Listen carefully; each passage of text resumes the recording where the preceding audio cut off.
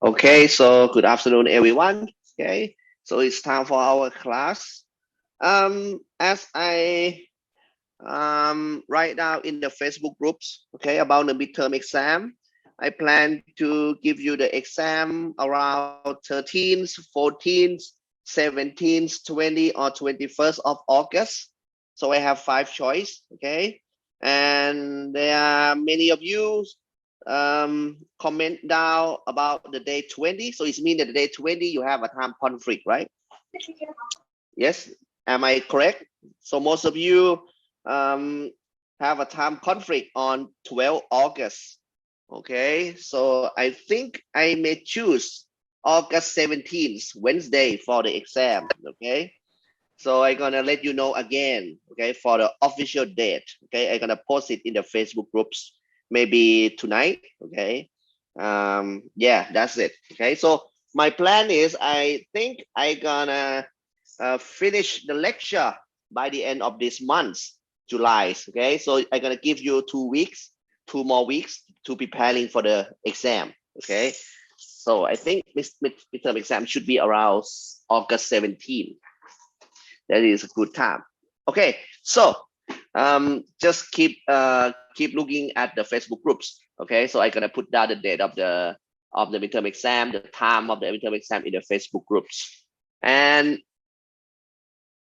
if the situation of the COVID-19 is normal like this, okay, for the Thai student, okay, or international student, if you stay in Thailand, you have to come to the university to take the exam, okay. Only a few cases that only a few students that's still in the China and cannot come to Thailand, you can take an online exam, okay. Otherwise, for Thai student or the international student who stay in Chiang Mai, you need to come to the university to have a normal exam, okay. So that's it. Yeah, so I just sharing my screen here. As you can see, okay, we already done. Okay, we already wait. My pen is gone. Okay, I got it. So we already done chapter 1. Okay, chapter 2, the open economy, we done. Okay, so today we're gonna talk about chapter 3. Okay, and for the midterm exam is gonna cover 4 chapter. Okay, so today we're gonna finish chapter 3, and next week we're gonna go to chapter 4. Okay, so this is midterm. Okay, like this. Okay, we have 4 chapters for the midterm exam, and today we're gonna start talking about chapter 3. So for chapter 3, okay, chapter 3 that we're gonna learn today. Chapter 3 is gonna be the story about economic, okay, fluctuation. Okay, economic fluctuation. Fluctuation means volatility. Okay, means volatility. It means that it's swing up and swing down, changing a lot. Okay, changing a lot.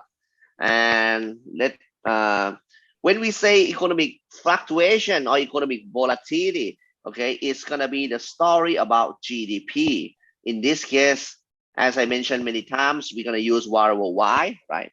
GDP is a gross domestic product. You can consider it as a total output, total income, or total spending. And we use variable Y, okay, to represent that idea.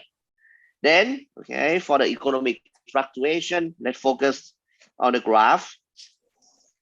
On the horizontal, you're gonna have times. On the vertical, you're gonna have a GDP. Okay, and GDP sometimes is going up, sometimes it's going down, and it's going up again, and it's going down again, like this, as a cycle. Okay, when GDP is going up, we can call it as we have the economic booms. Okay, we have the economic booms. When GDP is going down, we can say that we have a recession, okay, or crisis. Okay, like this. Okay. So when economy is good, we call it economic booms. When economy is bad, we call it economic recession or economic crisis. Okay. And the GDP of the country, okay, the economy is going up, going down like a cycle. So we can call it on the other name as a business cycle. Okay, a business cycle. So for example, okay, right now, actually 2 years ago, we have a COVID-19, right? The economy is very, very bad. That's why we call it COVID-19 crisis, right? And it's turned out that last year, it's turned out that everything seemed to be better. But this year, again, we have a war between Ukraine and Russia, okay? And the price of oil going up, the price of energy going up. And right now, we expect that next year, we're going to have economic recession again, okay? So, wait a minute, okay? Oh, wait. New slide.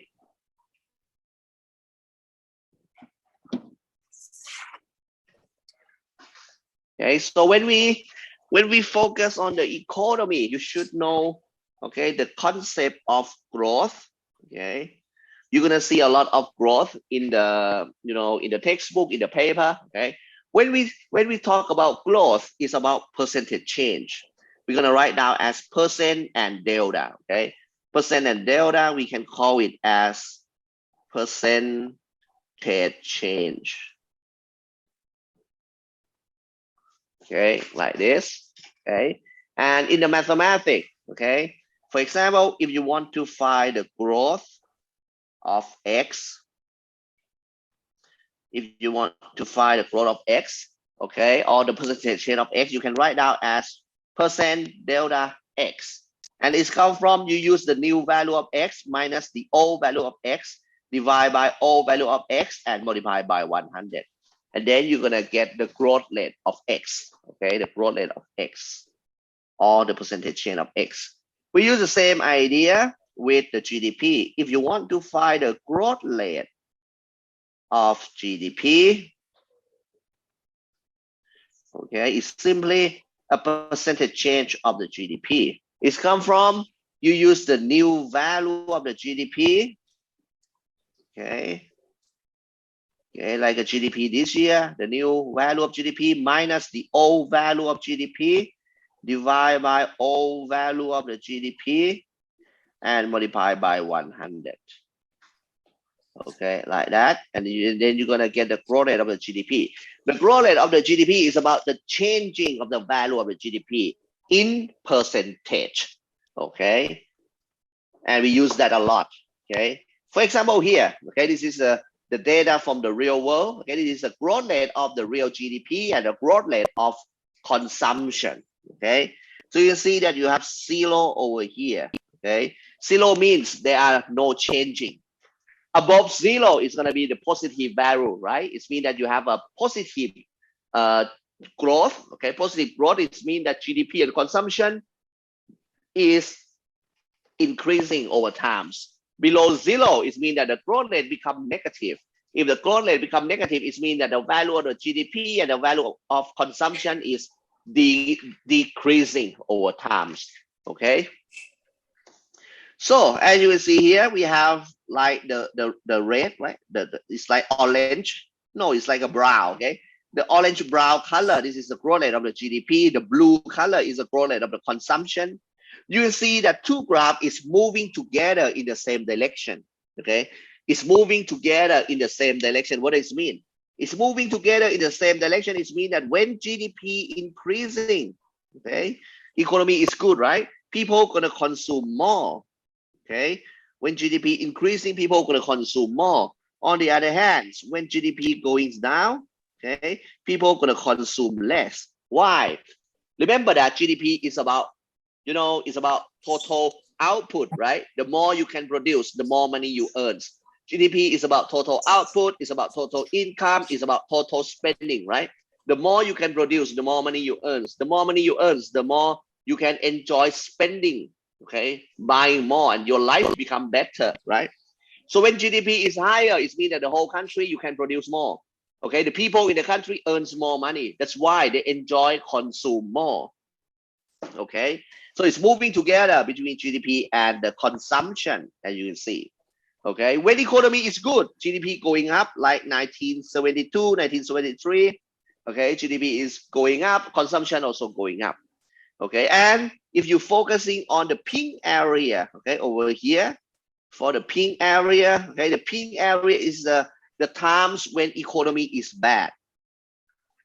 As you can see, every time you have a pink area, GDP and consumption going down. You see that? Okay. During the pink area, GDP and consumption going down. So the pink area represent the recession period. Okay, recession period, the period that economy is bad. Okay.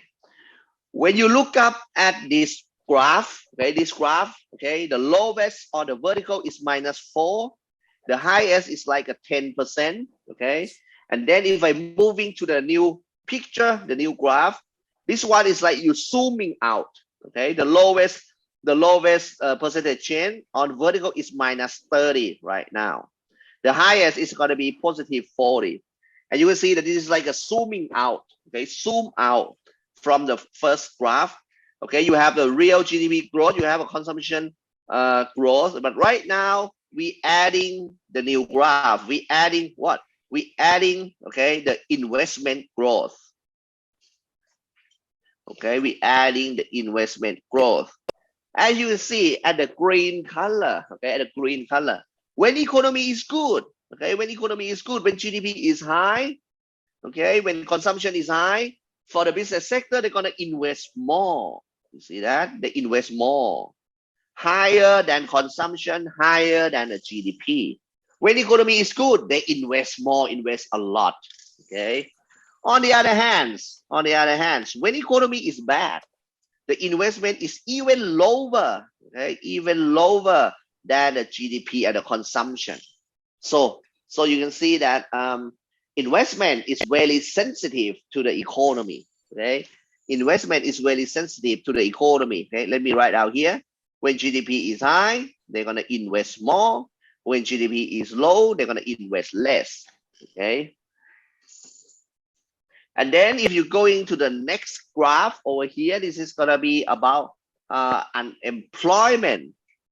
What you can see over here is, you know, at the pink area, okay, if you focus on the pink area, every time at the pink area, okay, every time you have the economic recession, unemployment rising, right? Unemployment rising every time when you have the economic recession. So it means that when the economy is bad, the whole country produce less. When they produce less, what they're gonna do is they're gonna lay off the labor. Many people gonna lose their job, right? Okay, that's why unemployment is higher, okay, in the pink area, okay? And then, okay, we can put the unemployment and the GDP together to see the relationship. So this is a relationship between the GDP and unemployment. On the vertical, it's going to be percentage change of the real GDP. It's like a Y. On the horizontal, it's going to be the change in the unemployment. This is like a U. Okay, you will see that Y and U have a negative relationship.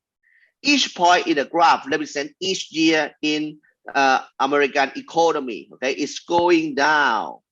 Okay, going downward to the right. Okay, that's why you have like a negative slope, right? Negative slope. So you can make the conclusion that, okay, from here, from the graph, you can make the conclusion that the GDP and the unemployment always have a negative relationship. When GDP is high, unemployment is going to be low. When GDP is low, unemployment is going to be high. Okay.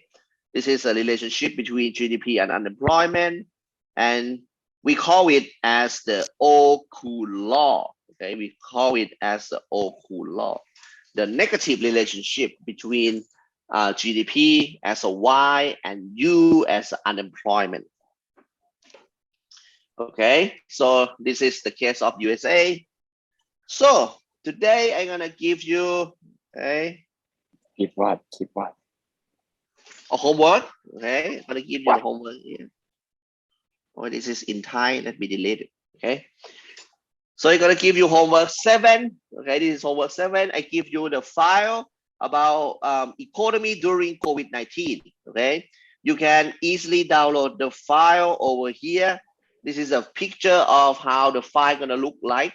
Okay, as you can see, during the COVID-19, okay, the year 2019, the year 2020, many countries locked down. They use a lockdown policy, right? Okay, people have to stay at home. You cannot go to the restaurant. You cannot go to the shopping mall. Okay, the nightclub, everything is closed, right? When the whole economy shut down like that, the production, okay, the production of the country become reducing, right? And then you can see that they lay off a lot of people. Many people lose their job. That's why GDP decreasing a lot. Okay. So I want you to learn from this file. Okay. I want you to learn from this report. Okay. And write down, okay, about world economy. And of course, write down about Thailand economy. Okay. How consumption is look like during the crisis, how investment is look like during the crisis, okay, how unemployment is look like during the crisis, and of course write down about tourism, because tourism is very important for Thailand. Okay, how is be. Okay, so you can read it from this file. Okay, just click the link over here and then you can easily download it. Okay, I want you to do, okay, 3 pages in PDF, submit it here in this link. Okay, and the deadline is gonna be before midnight, okay, of the next Sunday night. Okay, Sunday night is July 17th. Okay, I give you a lot of times to do this. Okay, so next week we're gonna have class only on Tuesday. On Friday is a national holiday, so we don't have class, but you have homework to do. Okay, this is homework 7. Okay, done. Okay, let's move on.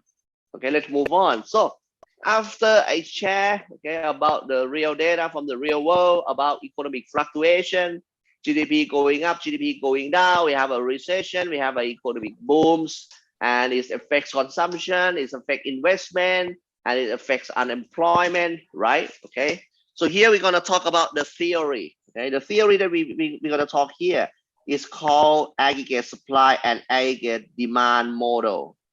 ADAS model. Okay, this is what we're going to talk.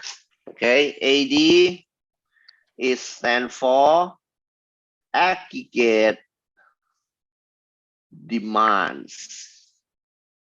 Okay, AS is come from aggregate supply. Okay, and for the aggregate demands, okay, we're going to talk about aggregate demand first, AD. Okay, as you know, in this class, okay, for the macro, we focus a lot on GDP and we use variable Y, right? Okay, for the GDP. Variable Y is going to stand for GDP, and variable Y have 3 meanings. Remember, Y can be total output, right? Y can be total income, right? And finally, Y can be total spending, right? Okay. For the case of aggregate demand curve, we're going to focus on Y as a total spending, because demand is about buying, right? Spending on something. Okay. Aggregate is mean total for the whole economy. Okay. So we're going to use Y as the meaning of total spending, and you learned it before. That's why as a total spending is come from the equation Y equal to C plus I plus G. Okay, this equation. And we're gonna focus on closed economy first. No export and import. Okay. Okay, we focus on closed economy first from this equation. Y equal to C plus I plus G. Y is the total spending. Okay, the spending comes from the household. The spending of household sector we call consumption. The spending of business sector, we call investment. The spending of the government, we call G as a government spending, right? Okay. And then if we going back to what you learned in microeconomics, when we talk about demands in microeconomics, you're gonna have the graph like this. You have Q on horizontal, you have P on vertical, right? This is the demand on some product. The law of demand is demands always have a negative slope. Why? Because as point A and point B, for some product, if the price is high, if the product is expensive, people are gonna buy less. When product become cheaper, people are gonna buy more. Right? This is a law of demand, right? We're gonna use the same idea from microeconomics, okay, here in macro. So it's gonna be the same. For macro, this is for the whole economy. On the horizontal, we're gonna use Y, and Y have three meanings, right? Total output, total income, and total spending. In this case, you can focus Y as a total spending. And on the vertical, you have price. This is a price level, the price for everything in the economy, let's say.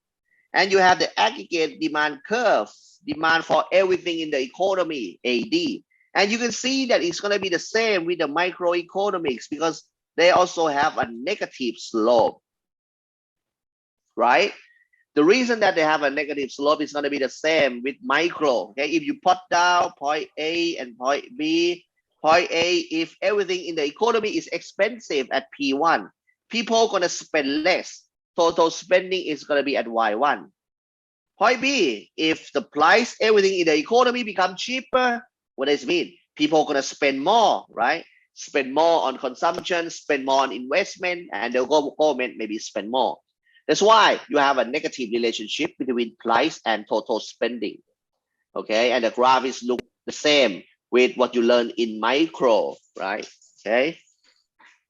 However, for the case of macro, okay, the aggregate demand curve, AD, not only represented by the equation y equal to c plus I plus g, but you also have one more equation.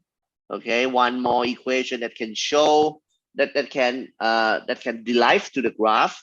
Okay, the other equation we call the money equation. It looks like this: mv equal to py. Okay, this is a second equation we're going to talk about that is related to aggregate demand curve. mv equal to py. Okay.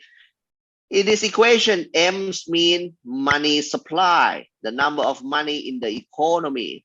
V come from velocity of money. Okay, how fast the money move. Okay, how fast the money move. Okay, when we talk about velocity, when we talk about how fast the money move, it means the money gonna changing from one hands to the other hands. Okay, for example, I hold 100 baht. I going out for lunch, I eating something, I need to pay, right? I need to pay 100 baht for the food. When I pay 100 baht for the food, the money move from my hand to the hand of restaurant owner. By the end of the by the end of the day, the restaurant owner, okay, pay the money to their worker. The money move again from the hands of restaurant owner to the hands of the worker. So you see that when the money move from one place to the other place, okay, when they make the transaction, okay, this one we call velocity of money, or V, how fast the money move. Okay, and then you have P stand for price, and last one we have Y stand for total output, the product we can produce in our country. Okay, to make you more understanding on this equation, they're going to give you the example in the real number. Okay, for example, okay, I have Y as a 100. The whole economy, we can produce 100 unit of the product. And each product that we can produce, the price is 20.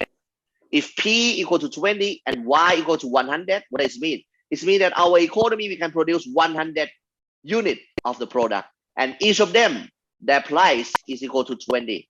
When you multiply 20 and 100 together, you got 2,000. This is a value of the total output that we can produce in our country, okay? 2,000. And on the left of the equation, if M equal to 500, It means that in the economy, we have the number of money equal to 500. Okay. We have money in the economy equal to 500, but the value of the total output is equal to 2000. So what does it mean? It means that the money have to moving many times, buy and sell, right? The money need to move 4 times. Okay, if 500 baht moving 4 times, so it can make the total transaction of 2000, which is equal to the value of total output we can produce. So this is the meaning of this equation. The number of money multiplied by how fast the money moves have to be always equal to the value of total output that the whole country can produce. Okay, this is the meaning of this equation. And then from this equation, if I rearrange the equation a little bit by divide P on both sides, I'm going to get MV over P equal to Y. Okay, if I divide P on both sides, I'm going to get this one. If I assume that the money supply is fixed, the velocity of money is fixed, and I want to see the relationship between P and Y, as shown in the equation, if P increasing, what does it mean? If P increasing, the value of the equation is going to be reducing, right? Y going to be going down.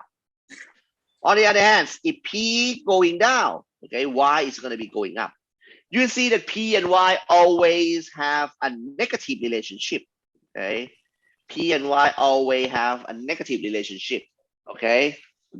That is come from the equation MV equal to PY. So this one also prove, okay, this one also prove about the slope of aggregate demand curve, that aggregate demand curve always going down to the right, always have a negative slope, right? Because if point A and point B, okay, if P going down, P1, Y1, if P going down from P1 to P2, Y is going to be increasing from Y1 to Y2. On the other hand, if P going up, okay, Y is going to be reducing. Okay, always have a negative relationship. Okay, always have a negative relationship. Next one, after we know how aggregate demand curve come from, aggregate demand curve come from Y equal to C plus I plus G. Aggregate demand curve come from MV equal to PY, two equation. Okay. Next one we're gonna talk about, okay, how to shift aggregate demand curve. Okay, how to shift the aggregate demand curve. Let me write down the graph first. On the horizontal is Y, on the vertical is P. I have here AD1. For example, the starting point is at point A. Point A, P equal to P1. GDP, Y equal to Y1. And this time I'm gonna fix the value of P. P is fixed. The price is stay here at P1. No changing on price. Okay, no changing on price.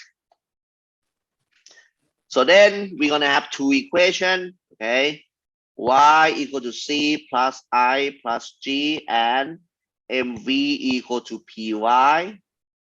We have two equations. Okay, first one I'm gonna use the blue color. Okay, maybe I change the green. Okay, I'm gonna use the green color. Okay, the aggregate demand curve can shift to the right. Okay, the aggregate demand curve can shift to the right from the first equation.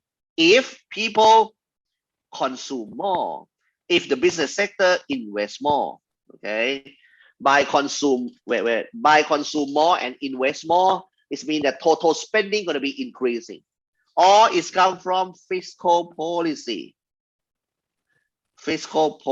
of the government. If the government spend more and tax less, all of this gonna make total spending of the country increasing. Okay, total spending of the whole country increasing. Okay. On the other hand, for the MV equal to PY equation, okay, if I fix the value of V, I fix the value of P or price, the price is going to be the same. The velocity of money is fixed, the same. Okay, as you can see from here, from the equation, okay, if M increasing, Y gonna be increasing. So what this means is Okay, the one who control the number of money in the economy is going to be central bank, CB. Okay, central bank, CB. CB can use monetary policy. And as the name say, monetary policy is about the policy that control the number of money in the economy. If central bank increasing the number of money in the economy, increasing M, Y is going to be increasing. Okay. If the central bank increasing the number of money in the economy, okay, GDP is going to be increasing. All of this going to make aggregate demand curve shift to the right from point A to point B. Okay, from point A to point B. P is the same, but the GDP increasing from Y1 to Y2. You see that? GDP increasing because of total spending increasing, okay, from consumption, from investment, from fiscal policy.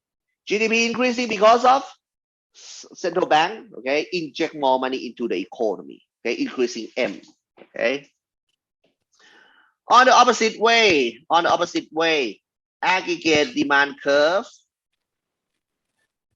okay, on the opposite way, aggregate demand curve can shift to the left.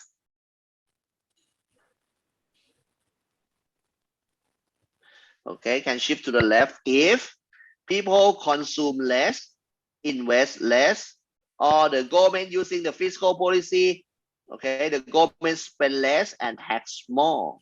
This is in the opposite way. Or the central bank, okay, the central bank decrease the money supply in the economy, okay. All of this is gonna make total spending for the whole country reducing. Aggregate demand curve gonna move to the left like this from point A to point Z. Okay, GDP is going to be reducing from Y1 to Y3. Okay, this is all factor. Okay, all of the factor that can shift the aggregate demand curve. Okay, so far so good. Okay, so we're done with the aggregate demand curve. Next one, we're going to talk about aggregate supply curve. Okay, AS, aggregate supply curve. We're going to have short run, okay, aggregate supply curve, SRAS, and we're going to have long run aggregate supply curve, or we can write down as LRAS. Okay, so when we talk about supply is about producing, it's about selling. So supply is about firms, the producer. Okay, it's about producer. So first we're going to talk about SRAS. Okay, for the short run aggregate supply, we're going to assume that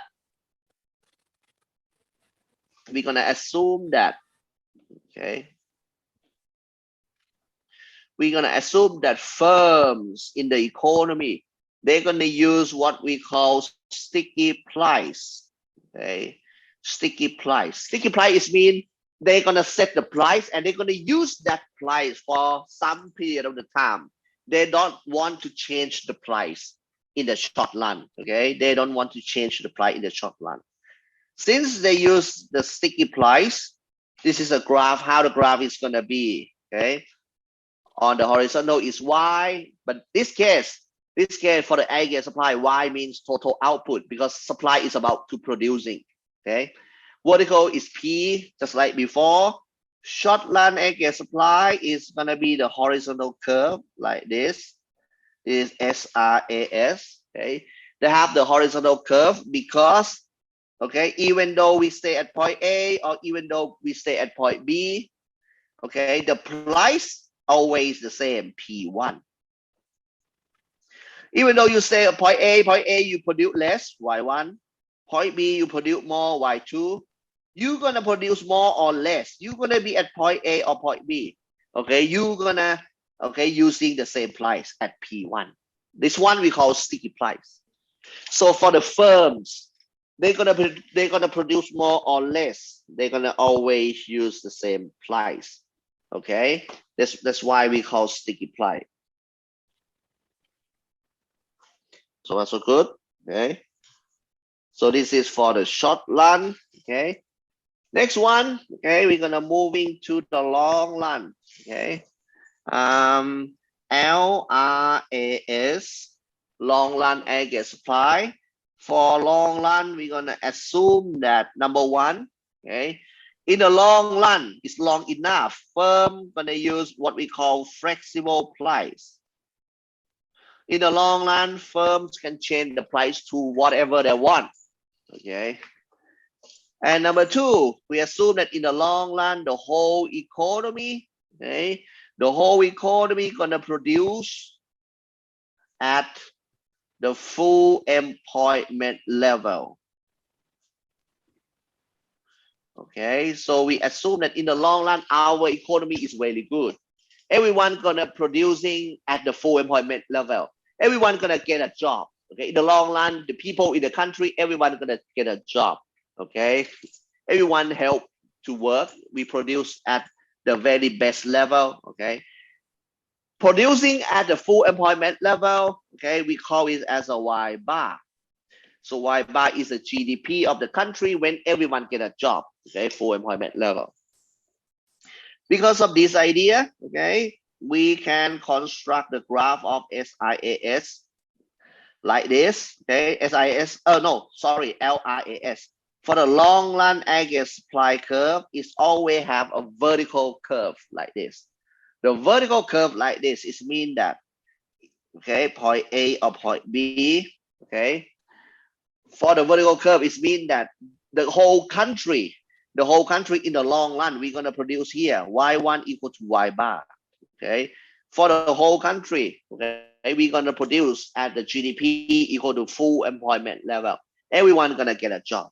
However, we produce at full employment level. However, firms can change the price to whatever they want. Okay. So firm can set the price either going up to point A or either going down to point B. They can set the price to be high at point A or P1. They can set the price to be low at P2. Okay, because in the long run, firm using flexible price. They can set the price up and down, depend on the market. Okay. However, in the long run, they're gonna produce at the full employment level. Okay, Y1 equal to Y bar. So this is the assumption and the graph of short run and long run. Okay, very simple. Next one, we're gonna bring it together. Okay, we're gonna put aggregate demand and aggregate supply curve together. Okay, however, I'm gonna divide. Okay, to show the difference between short run and long run. Okay, let me divide it. Okay, so on the left, on your left hand side, it's going to be the graph for short run. Okay, short run, the short run aggregate supply curve is going to be horizontal curve. And then you have a demand curve like this, AD1. This is E1, Y1, and P1. For the long run, this is Y, O, and P.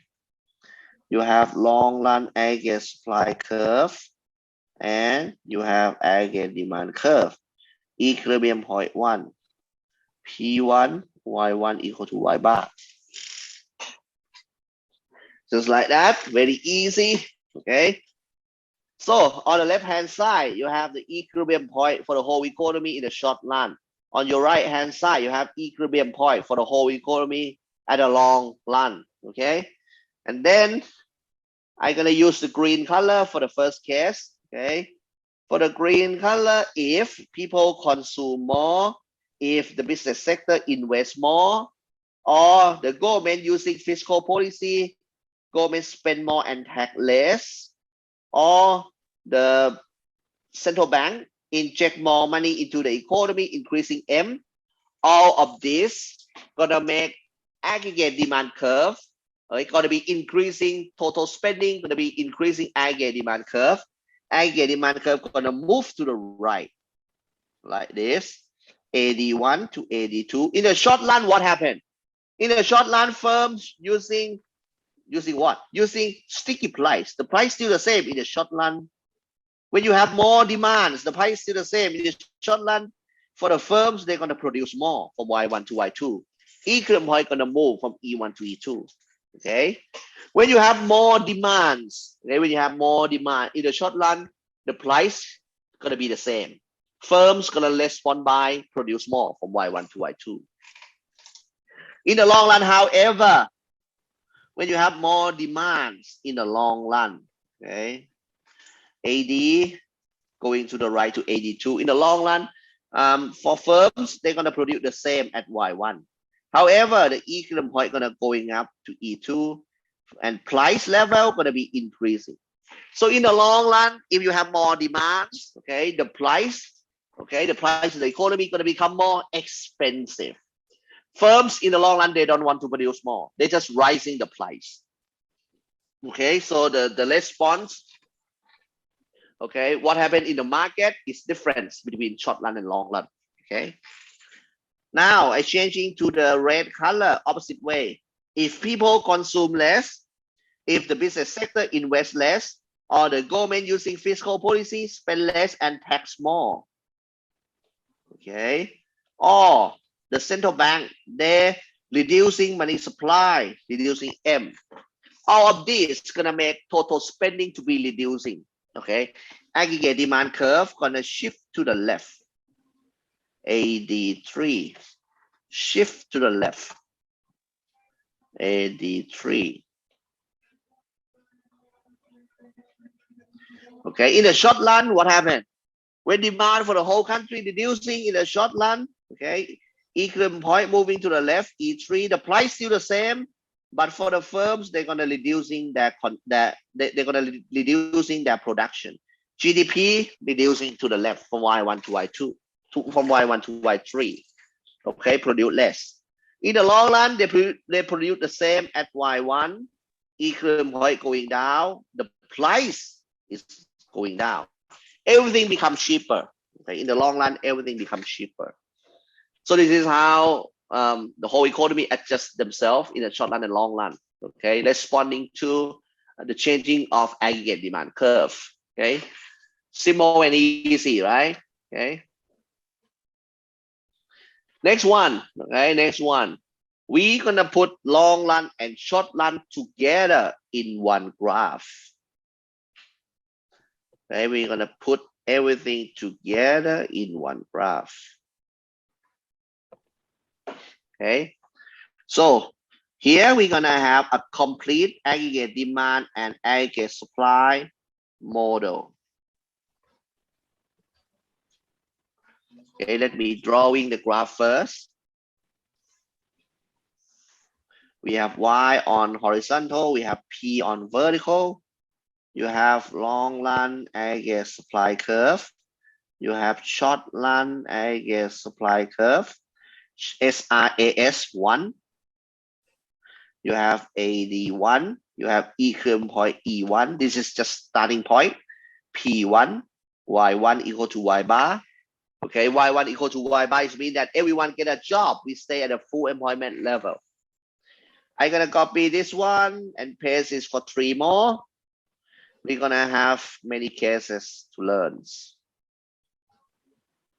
Like this. Okay, so far so good. Okay.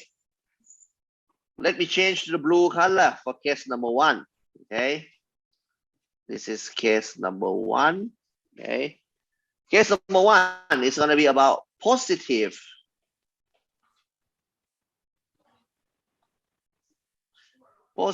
aggregate demand shock.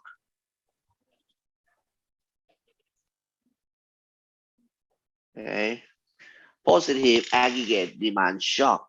Okay, this is the case of, for example, people consume more, business sector invest more, the government spend more and tax less. Okay, or the central bank inject more money into the economy, increasing money supply. Okay, so all of this gonna make aggregate demand curve increasing. Okay, people gonna spend more, of course. Okay, total spending increasing, demand for the whole country shift to the right from AD1 to AD2. What happened in the short run is, in the short run, the price is stick, right? We have sticky price. So in the short run, the price is here at P1. Okay, the price is fixed in the short run. So in the short run, we're gonna moving along short run aggregate supply curve from E1 to point A. GDP increasing a lot from Y1 to Y2. This one we have economic booms. We produce more than full employment level. You see, Y2, we have economic booms. We produce more than normal. Okay, we produce more than normal. Y bar is the point that everyone get a job, full employment level. But right now we're moving to Y2, even better, right? People get not only get a job, but they also working more, maybe OT overtimes. They get a lot of bonus. Okay, people get a lot of money. Okay, economy is good, right? People get a lot of money. Economy is good. GDP is high. Y2 is higher than Y1. This is economic booms. This is only happen in the short run. However, I change to the red color. The red color for the long run, what happened? As I told you before, in the long run, okay, firms can change their price. In the long run, firm using flexible price, right? So when economy is very good like this, economic booms. In the long run, okay, the equilibrium point gonna moving toward the long run aggregate supply curve. Okay, so the equilibrium point gonna moving to the long run aggregate supply curve. This should be moving here, the red color, the red point. So what happened in the long run is firms gonna start increasing the price because the economy is very good. When the economy is very good, firm gonna start increasing the price. Short run aggregate supply gonna start to increasing a little bit day by day. The price gonna going up a little bit day by day. Okay, short run aggregate supply curve shift up to SIAS2. The price going up from P1 to P2. When everything become more expensive, what does it mean? The equilibrium point moving along with the aggregate demand curve too. When everything become more expensive, people are gonna buy less. This is from the law of demand, right? People are gonna buy less. When everything become more expensive, people are gonna buy less. GDP is gonna be reducing day by day until it's going back to Y1 equal to Y bar at the equilibrium point too. This is what happened. In the long run, the economy gonna moving to E2, the price going up, everything in the economy become more expensive. GDP going to the left until equal to Y bar again. Okay, so it's creating, when we have economic boom, it's creating inflation. In the long run, everything become more expensive. You see that? Okay, you see that? Good. Okay. Yeah, this is how the economy adjusts themselves when you have the positive aggregate demand shock. Okay. Next one. Okay, second case. This is case number 2. Okay, it's gonna be the opposite with case number 1. Case number 2 is if we have a negative aggregate demand shock. Okay, negative aggregate demand shock. Oh, wait. Where is my... Okay, got it. Negative aggregate demand shock. So this one is going to be the opposite case. This is a case that if people consume less, private sector invest less, the government, using the fiscal policy, spend less and tax more. Or the central bank reducing money supply in the economy, reducing M. All of this gonna make total spending decreasing. Aggregate demand curve shift to the left. Okay, aggregate demand curve shift to the left.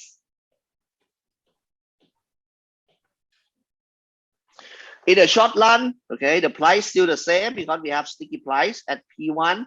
In the short run, the equilibrium point gonna moving along with short run aggregate supply, going to the left to point A.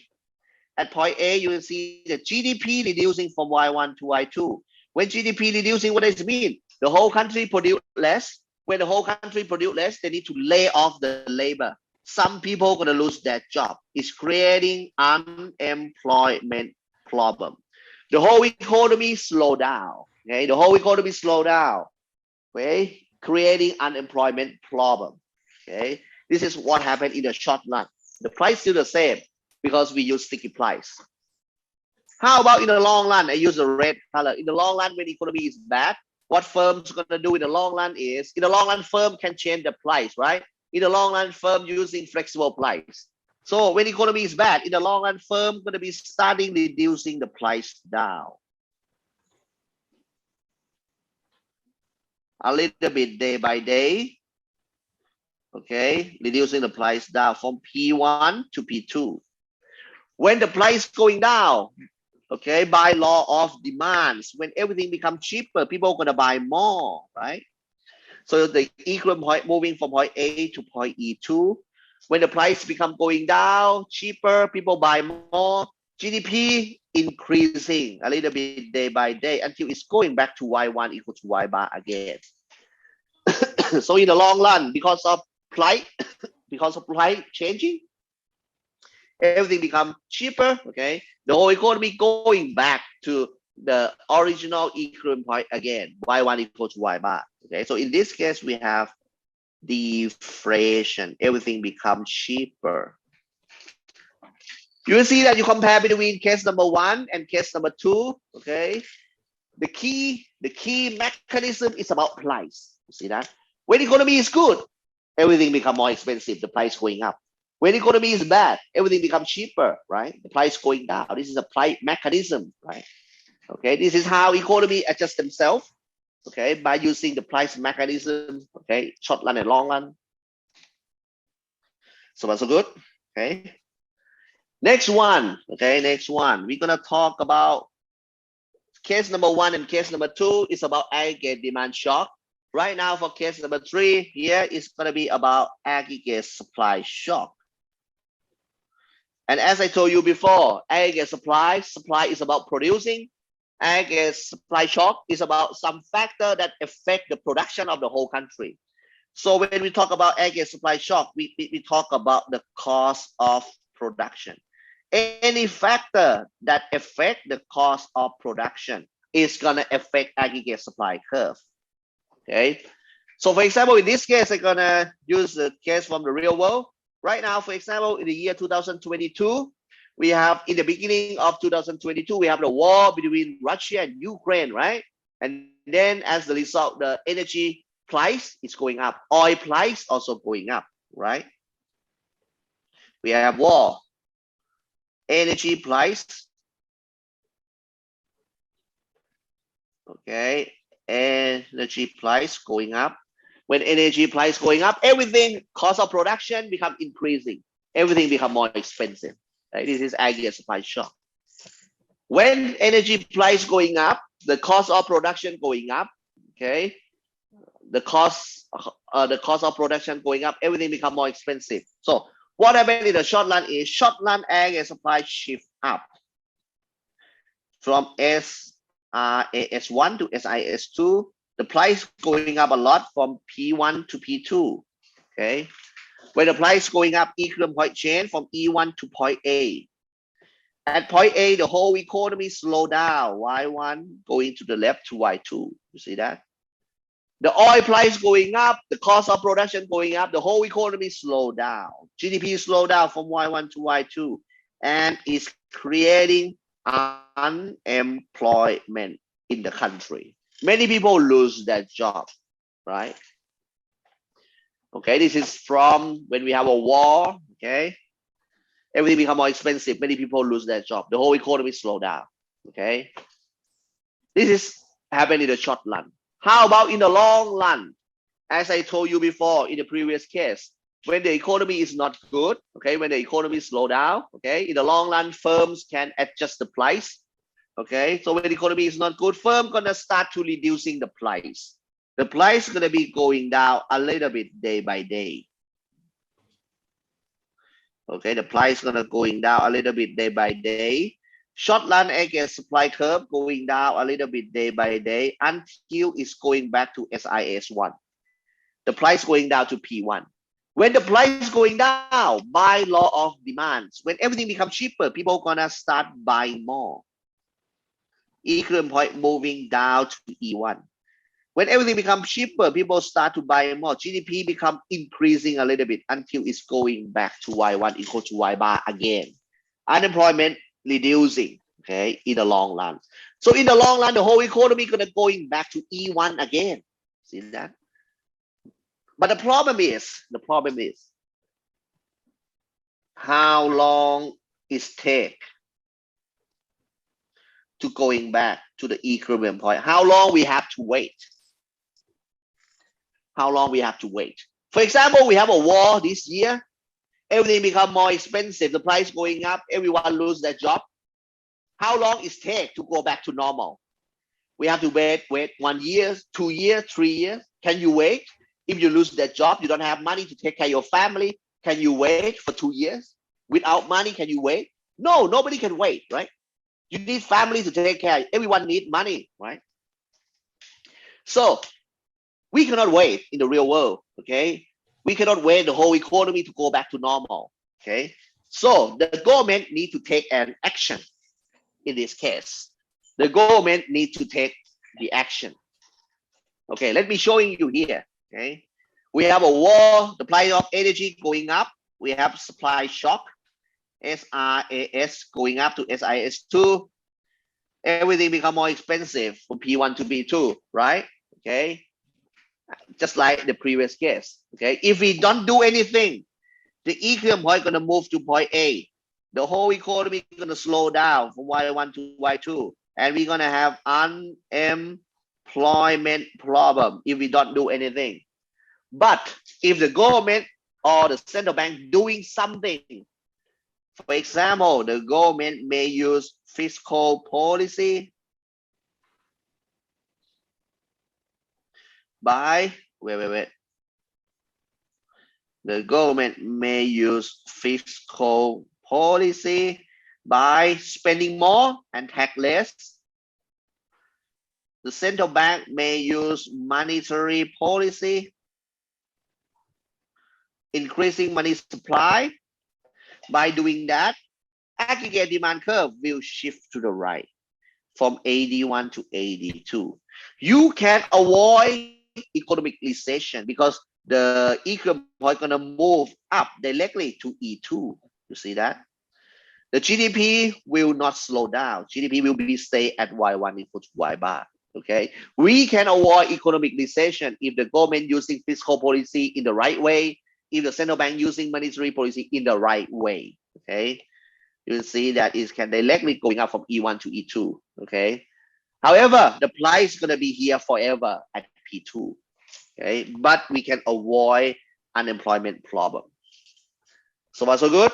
Okay, this is all the theory. Okay, make sure that you try to do the opposite case by yourself. Okay, for the aggregate supply shock, I showing you just only the case of if the cost of production going up. We also have the opposite case in the real world. The cost of production can going down. For example, China, they have a new technology. Japan, they have a new technology. They have a robot. They have the automation, right? Okay, they have a high-tech machine. They can reducing the cost of production because of a high technology. Okay, so it can reduce the price down. For example, China, you know, China have a very good high-tech factory, right? Everything that made from China right now is cheaper every day, and the quality is become higher. So we have a good way, and we also have a bad way. Okay, the supply shock can be in a good way, reducing the price, reducing the cost of production, and can be in a bad way because of war and oil, the cost of production going up. So try to write out a graph by yourself at home. Okay. So that's it. So today we're gonna stop here. We're done with chapter 3. We're gonna see each other again on next Tuesday, okay, for chapter 4. And next Friday, no class because it's a national holiday. Okay. And I'm gonna give you the times of the midterm exam in your Facebook groups. Okay. Any question? Okay, no, good. Okay, see you. Bye-bye. Done for the day.